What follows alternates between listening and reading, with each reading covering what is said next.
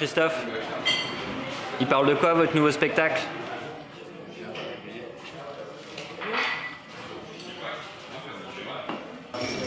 Oui, alors, comment dire, pour vous faire découvrir mon nouveau spectacle, je pourrais, par exemple, vous montrer cet extrait-là.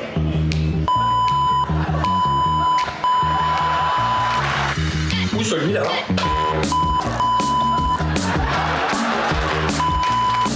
Ou celui-ci.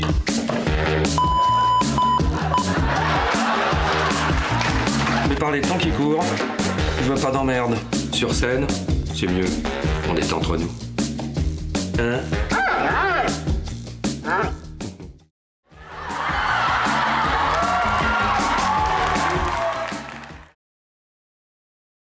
Claude disait « Moi parfois pas beaucoup, mais mon père y croyait, alors comme mon père est mort, je prie mon père. »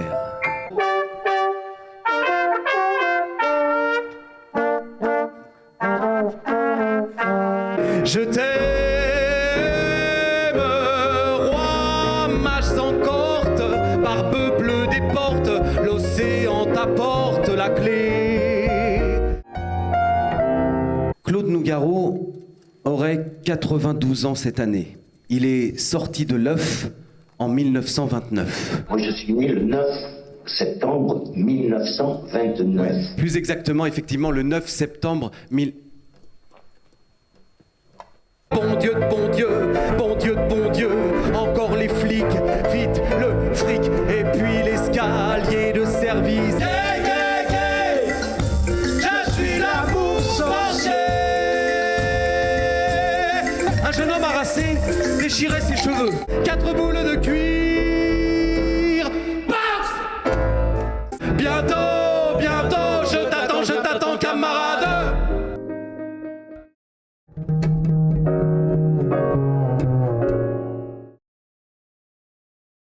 C'est un projet qui lie un peu l'histoire de Tartuffe et du Richard III.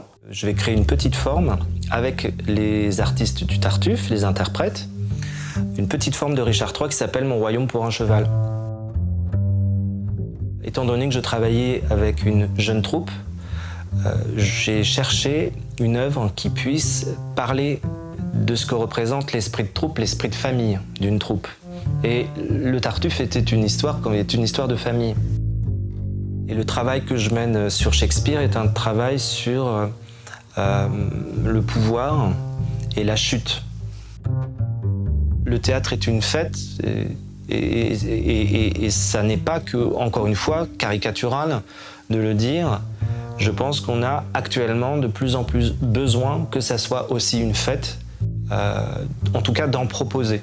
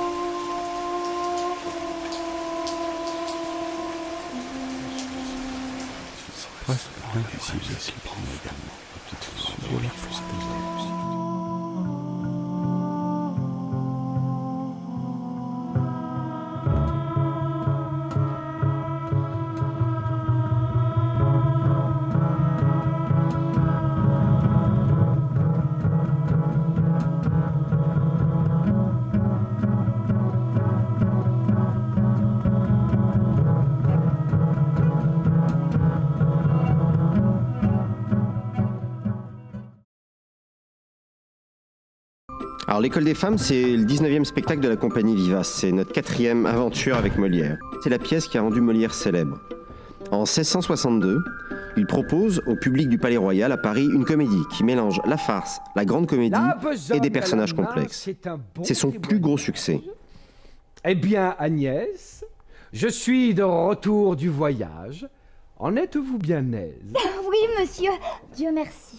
Une femme stupide est donc votre marotte. Tant que j'aimerais mieux une laide bien sotte qu'une femme fort belle avec beaucoup d'esprit. Dieu qu'elle est terrible. Ces regards m'ont fait peur, mais une peur horrible. Mais qui, dans l'ignorance où l'on veut la servir, fait briller des attraits, capable de ravir, un air tout engageant, je ne sais quoi, de tendre.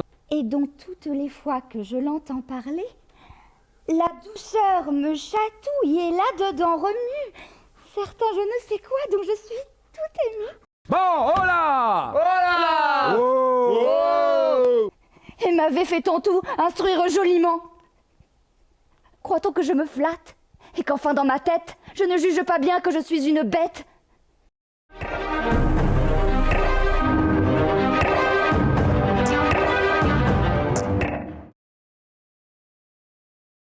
Il y avait et il n'y avait pas. Ainsi commencent les récits en Orient. Il y avait et il n'y avait pas. C'est l'espace du rêve, l'espace du conte. C'est un texte de mon ami Gérard Chaliand, Gilgamesh, qui est une épopée, une légende, un conte, si vous voulez, d'il y a 5000 ans. C'est une légende sumérienne qui est née en Mésopotamie, l'actuel Irak. Voici celui qui parcourt le monde, pénétra tous les lieux, scruta tous les mystères, goûta toutes les joies, subit tous les désespoirs, et qui a percé un savoir plus ancien que le déluge. À son retour, brisé mais chargé de savoir, il a gravé son destin dans la pierre. On est dans le domaine un peu fantastique, le domaine du merveilleux. Alors les protagonistes, les héros, ils sont issus, notamment Gilgamesh, il est issu du souverain d'Uruk et d'une génisse sacrée déifiée qui s'appelle Nilsum. Il a un tiers d'humain et 2 tiers de divin. Il a une énergie insatiable, une force physique incroyable. Quand les dieux ont créé l'humanité, c'est la mort qu'ils lui ont réservée. La vie, ils l'ont conservée pour eux-mêmes.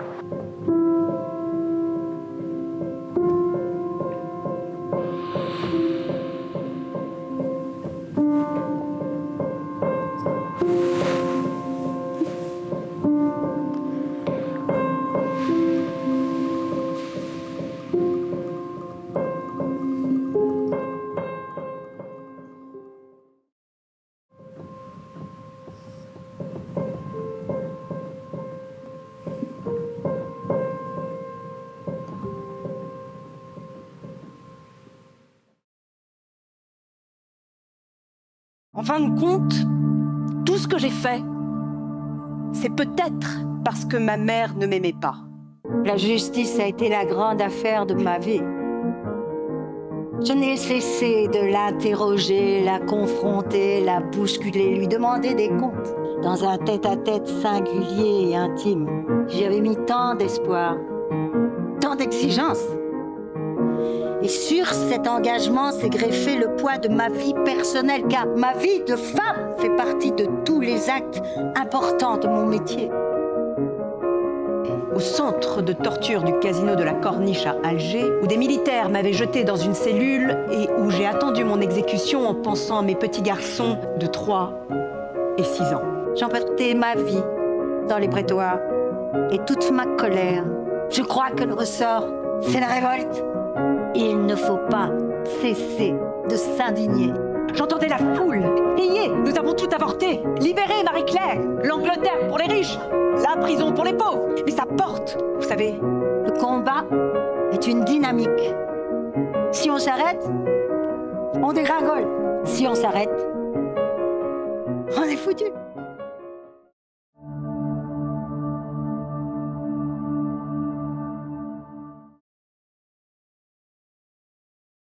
Alors je suis Ulysse Robin et dans Phèdre de Robernucci, j'interprète le rôle d'Hippolyte.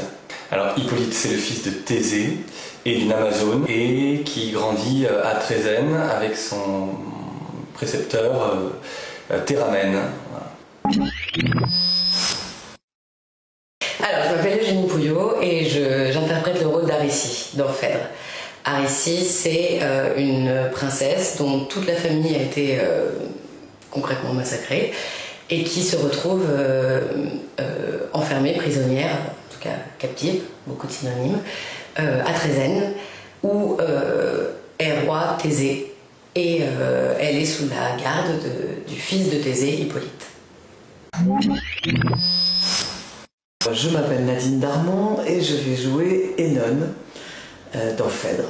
Donc Ennone nourrit ses confidentes de Phèdre. C'est un personnage assez impressionnant par sa dévotion. Je m'appelle Julien Tiphaine et je joue Thésée.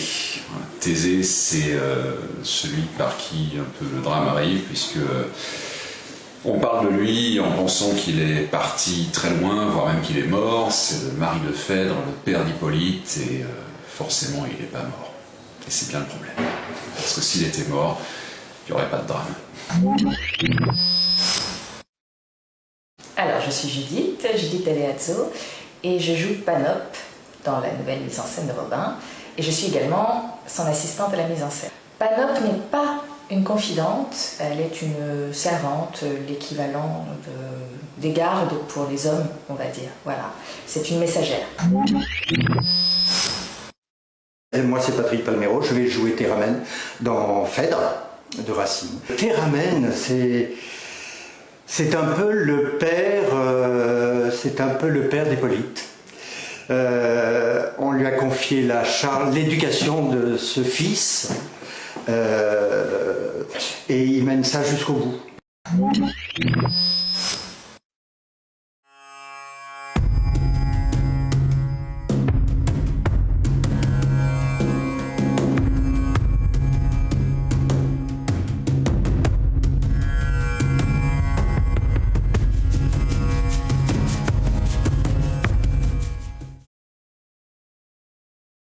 Bésame, bésame mucho,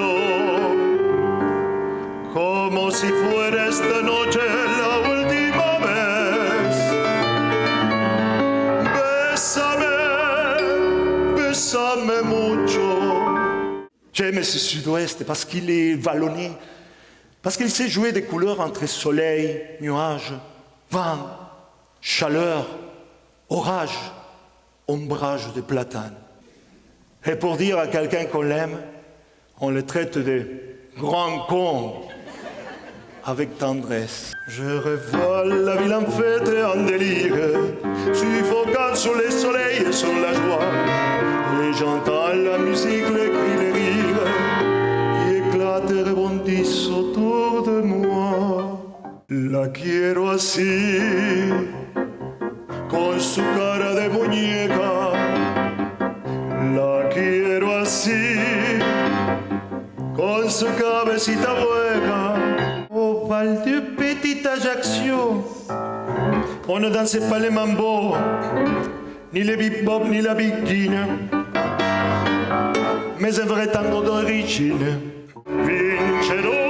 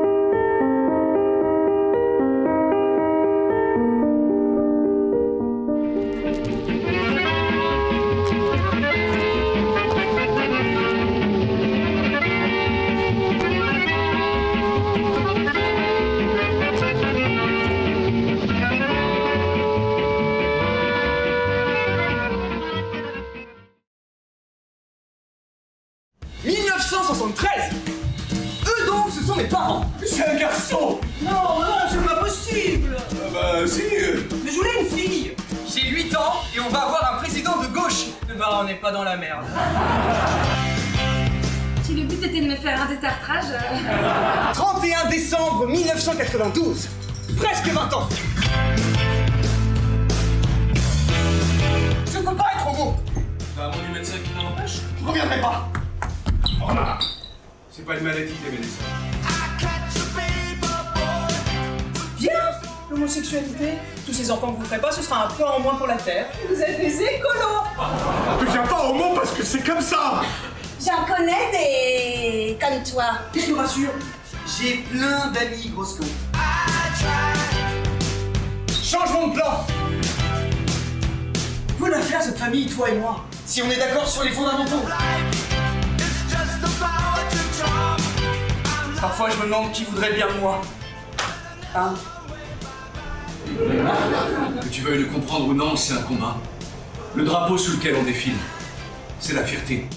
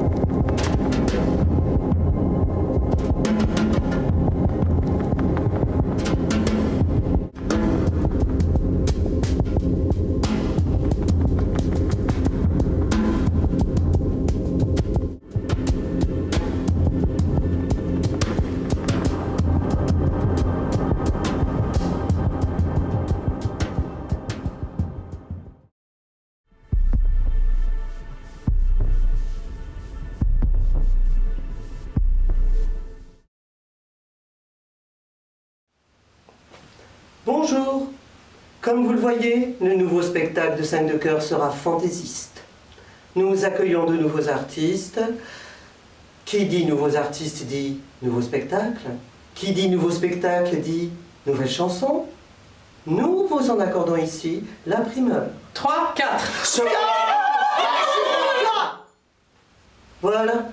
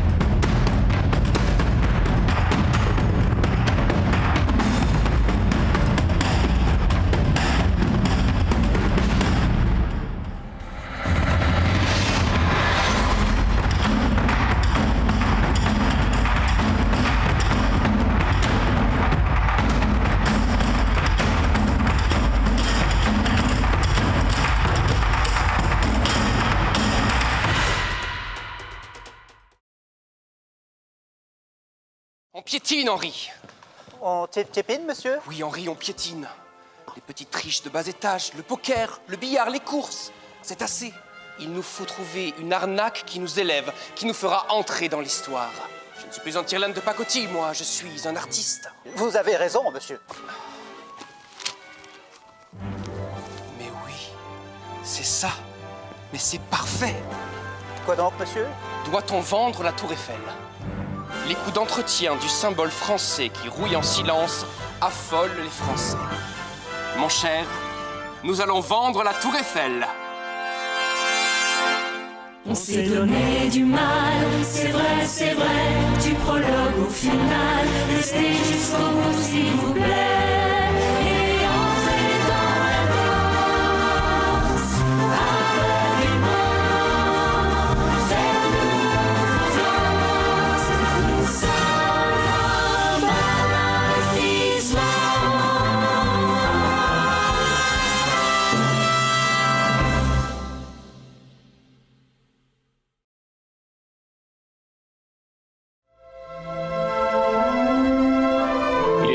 Du soir qui n'appartient plus au jour,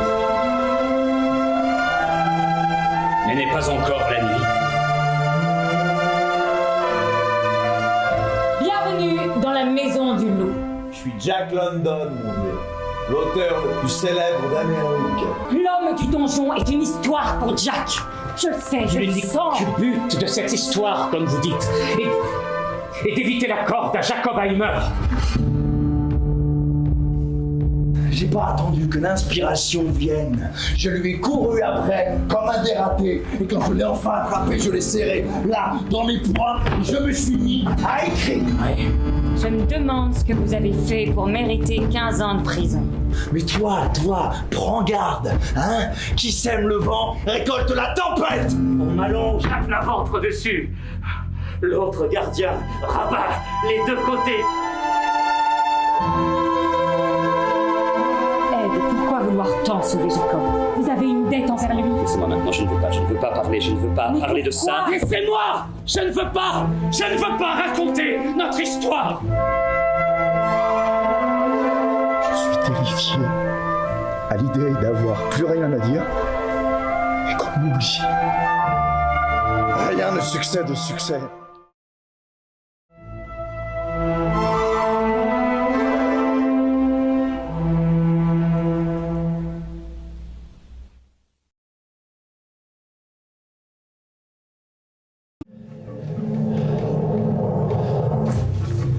Gaël Bama, donc chorégraphe danseur, metteur en scène, aussi je suis chanteur.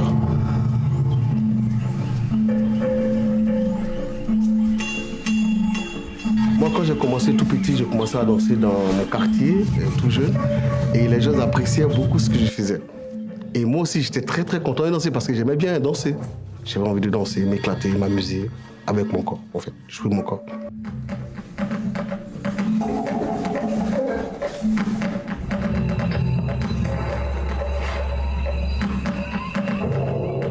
J'ai décidé d'intégrer en fait une école panafricaine où on peut faire tout, c'est-à-dire chanter, danser, faire du théâtre, des contes, tout est mélangé en fait. Moi, j'ai envie de dire des choses, mais je préfère le dire sur scène. Donc mes créations, ça peut parler de la vie actuelle, passée, ça peut parler de l'immigration, ça peut parler de xénophobie, ça peut parler de racisme, ça peut parler de plein de choses quoi. Et Kassem Dari, ça m'inspire beaucoup. J'ai vu l'eau, j'ai vu les bateaux, j'ai vu tout ce que je devrais voir et je sais pas, c'est un sentiment d'amour, je pense. Kassem Dari, c'est un sentiment d'amour entre Kassem Dari et moi. Il faut appeler les gens à s'entraider, à s'unir et être ensemble. Alors Raymonde Chartier, c'était la cousine de ma grand-mère. Elle vivait seule à Orly, elle n'avait pas eu d'enfant, et nous on devait aller la voir de temps en temps, mais c'était pas une perspective qui nous réjouissait particulièrement. Et quand elle est morte en 2002, ma mère a vidé sa maison. Et elle a découvert beaucoup plus que quelques objets ou photos souvenirs, mais toute une vie jalousement gardée, consignée, écrite dans des petits carnets classés par année. Et je me suis demandé pourquoi elle avait écrit tout ça. Pour qui? Avril 54. Voyage en Alsace avec mes parents et Simone en 4 chevaux. I will never forget you.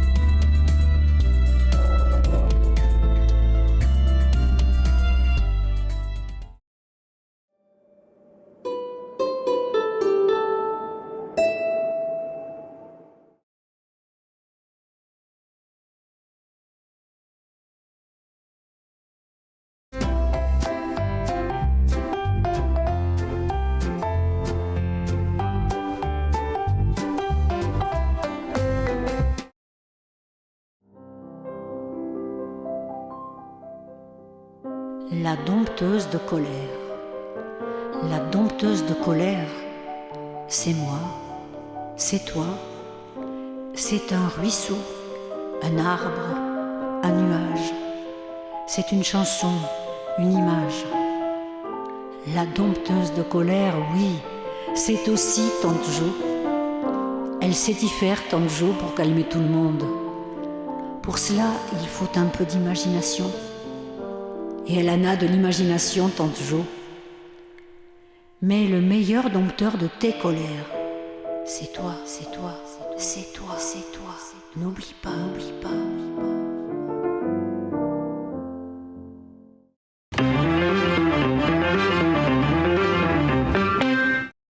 À la base, c'est un conte qui a été écrit par Joseph Agostini et il m'a soumis son texte en 2014.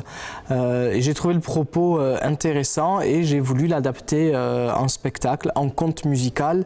Et étant passionné par le spectacle musical, j'ai voulu y intégrer des chansons. Papa. L'histoire est celle d'un petit garçon qui s'interroge sur le monde qui l'entoure. Eh bien, voyons.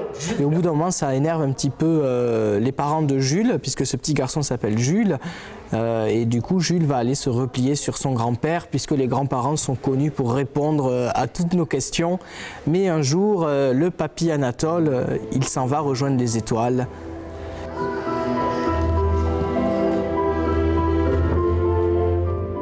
Et là, Jules va partir dans ses rêves jusqu'à rejoindre Papy Anatole dans les étoiles, faire de beaux voyages avec lui dans ses rêves. Et à l'école, la maîtresse, Madame Lily, va lui apprendre un secret que je ne dévoilerai pas ici. Quoi? Tu es venu dans mon rêve alors? Jules, allez, lève-toi. Mais maman, mais je faisais un si beau rêve.